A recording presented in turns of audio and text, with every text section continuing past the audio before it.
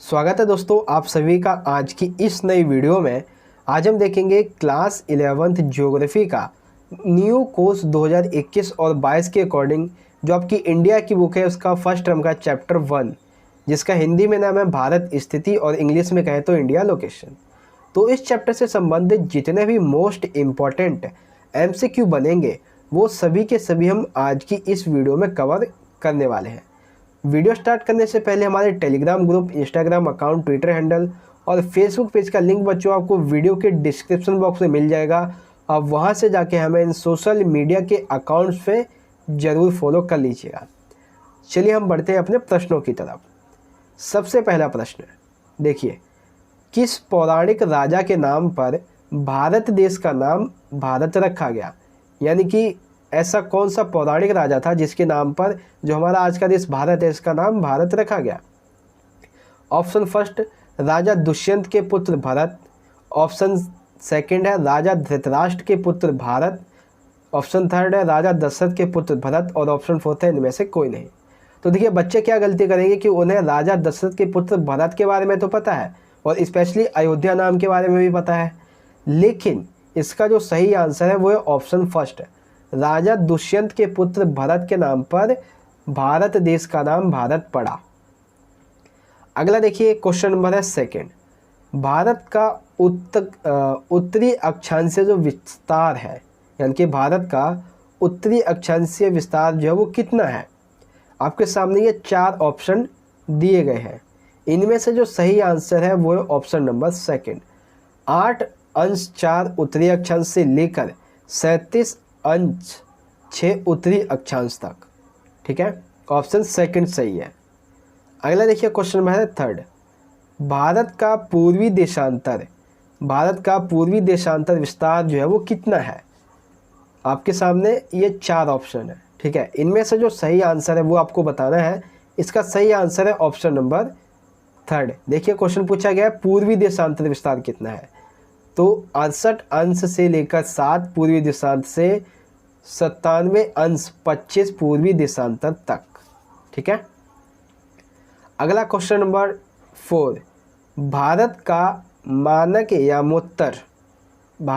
मानक यामोत्तर कितना है? ऑप्शन फर्स्ट ये वाला है, option second, option third and option fourth. तो इसका जो सही आंसर है वो है आपका ऑप्शन नंबर फोर्थ, 82 अंश 30 पूर्वी यामोत्तर। ठीक है, अगला क्वेश्चन नंबर 5, आपको ये तो पता ही होगा कि भारत विश्व का 7वां सबसे बड़ा देश है क्षेत्रफल की दृष्टि से। ठीक है, तो हमें ये बताना है यहाँ पर कि विश्व के संपूर्ण भौगोलिक क्षेत्रफल का जो भाग है वो भारत के अंतर्गत कितना आता है? ठीक है, 2.4%, 3.4%, 5.4% या फिर 2.5%। तो इसका सही है कि भारत के अंतर्गत विश्व का 2.4% क्षेत्रफल आता है। ऑप्शन फर्स्ट आपका सही है। आगे बात करते हैं क्वेश्चन नंबर 6, भारत की जो सबसे लंबी स्थलीय सीमा है, क्या है कि भारत की सबसे लंबी स्थलीय सीमा जो है वो किस देश के साथ लगती है? नेपाल, बांग्लादेश, श्रीलंका या फिर पाकिस्तान। तो इसका सही आंसर है बांग्लादेश के साथ भारत की सबसे लंबी स्थलीय सीमा लगती है। ठीक है बच्चों, आई होप अभी तक के जो 6 प्रश्न मैंने आपको समझाए हैं ये आपको समझ में आ गए होंगे और इस चैप्टर से ज़्यादा प्रश्न नहीं बनेंगे, तो आपकी वीडियो अराउंड 10 मिनट में ख़त्म हो जाएगी। ठीक है, आगे देखिए क्वेश्चन नंबर है 7। अब यहाँ पे पूछा जा रहा है 2 प्रश्न बच्चों एक साथ आपके कंप्लीट होंगे यहाँ पे कि भारत में क्षेत्रफल की दृष्टि से सबसे बड़ा और सबसे छोटा राज्य कौन सा है? ठीक है, सबसे बड़ा राज्य और सबसे छोटा राज्य। ऑप्शन फर्स्ट, सबसे बड़ा पंजाब और छोटा मणिपुर, सेकंड सबसे बड़ा बिहार, छोटा गोवा, थर्ड बड़ा राजस्थान और छोटा गोवा, फोर्थ है इनमें से कोई नहीं।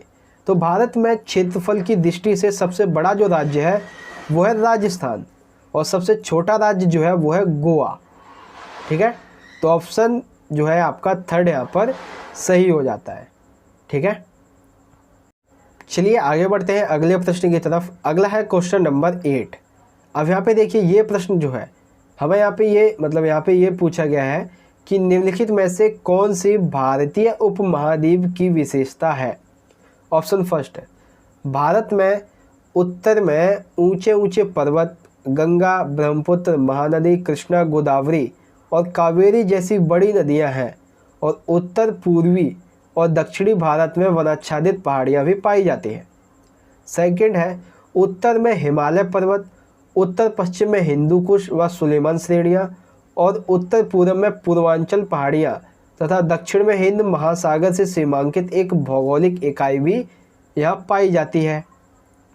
ठीक है, फिर यहाँ पे देखिए आगे है कि भारत के अंतर्गत पाकिस्तान, नेपाल, भूटान, बांग्लादेश और भारत आते हैं।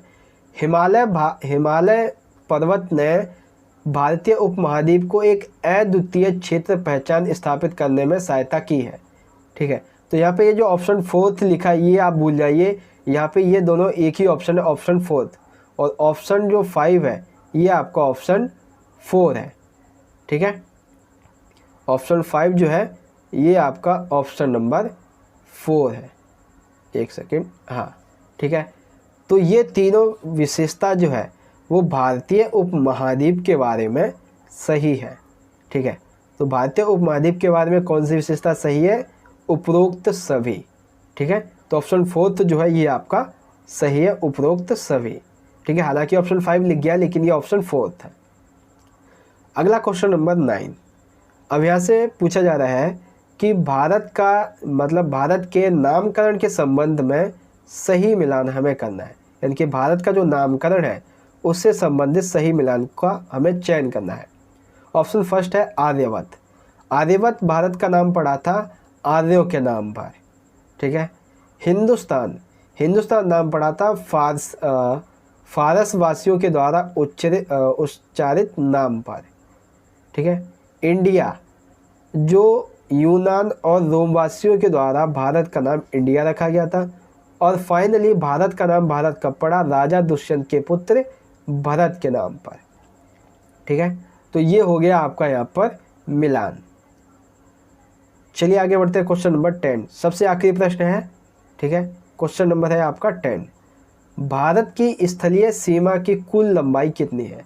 भारत की जो स्थल सीमा है इसकी कुल लंबाई बच्चों कितनी है? 16,200 किलोमीटर, 15,200 किलोमीटर, 17,200 किलोमीटर या फिर 18,200 किलोमीटर? तो इसका जो सही आंसर है, भारत की स्थल सीमा की कुल लंबाई 15,200 किलोमीटर है। ठीक है, ऑप्शन सेकंड बच्चों आपका यहाँ पर सही है। तो इस तरह से हमारी आज की ये वीडियो इस चैप्टर से संबंधित इतना ही प्रश्न इंपॉर्टेंट थे जो कि मैंने आपको बता दिए हैं एंड आई होप आपको समझ में भी आ गए होंगे। दोस्तों वीडियो अच्छी लगी हो तो लाइक करना, शेयर करना अपने सभी क्लासमेट्स के साथ। हम मिलेंगे अगली वीडियो में अगले चैप्टर नंबर 3, क्योंकि सेकंड आपका कटा हुआ है फर्स्ट टर्म के लिए, तो उसे हम नहीं पढ़ाएंगे। थर्ड चैप्टर की बात करेंगे अगली वीडियो में। तो चलिए दोस्तों मिलेंगे अगली वीडियो में, तब तक के लिए आप पढ़ते रहिए, अपना ख्याल रखिए। धन्यवाद। जय हिंद, वंदे मातरम।